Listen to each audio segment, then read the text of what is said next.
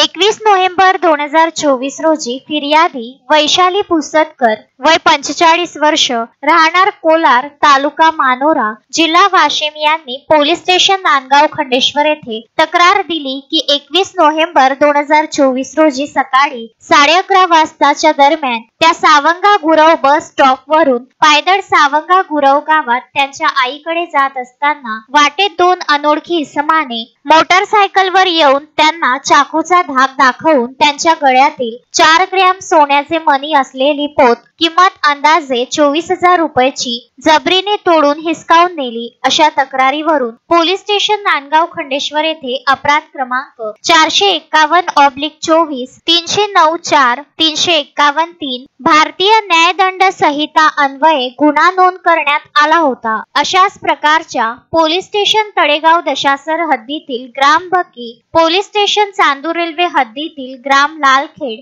ग्राम पळसखेड, मांजरखेड व अमरावती शहर हद्दीतील पोलीस स्टेशन वलगाव हद्दीतील ग्राम विरशी, देवरी निपाणी येथे शेतातून एकट्या घरी परत येणाऱ्या बाईला हेरून चाकूचा धाक दाखवून गळ्यातील दागिने जबरीने हिसकावणे अशा जबरी चोरीच्या घटना अज्ञात आरोपी सतत करत होते। सदर घटनेचे गांभीर्य ओळखून पोलीस अधीक्षक विशाल आनंद यांनी अमरावती ग्रामीण हद्दीत चाकूचा धाक दाखवून एकट्या बाईचे दागिने लुटून जबरी चोरीच्या घटना करणाऱ्या टोळीला पकडण्यासाठी स्थानिक गुन्हे शाखा अमरावती ग्रामीण येथील पोलीस अधिकारी व कर्मचारी यांना मार्गदर्शन करून कारवाई करण्याबाबत सूचना निर्गमित केल्या होत्या। त्या अनुषंगाने आरोपीवर पाळत ठेवून अमरावती शहरातील ट्रान्सपोर्ट नगर मधील टॉवर लाईन परिसरातून मोहम्मद शाहरुख, मोहम्मद रफिक वय 22 वर्ष राहणार अडगाव खाडे तालुका अंजनगाव सुरजी हल्ली मुक्काम मुस्कान नगर अमरावती, मोहम्मद शोएब मोहम्मद सलीम वय 23 वर्ष राहणार मुस्कान नगर अमरावती, सय्यद मोहसिन सय्यद हसन वय 27 वर्ष राहणार पठाण चौक अमरावती, जावेद खान जाकीर खान वय 23 वर्ष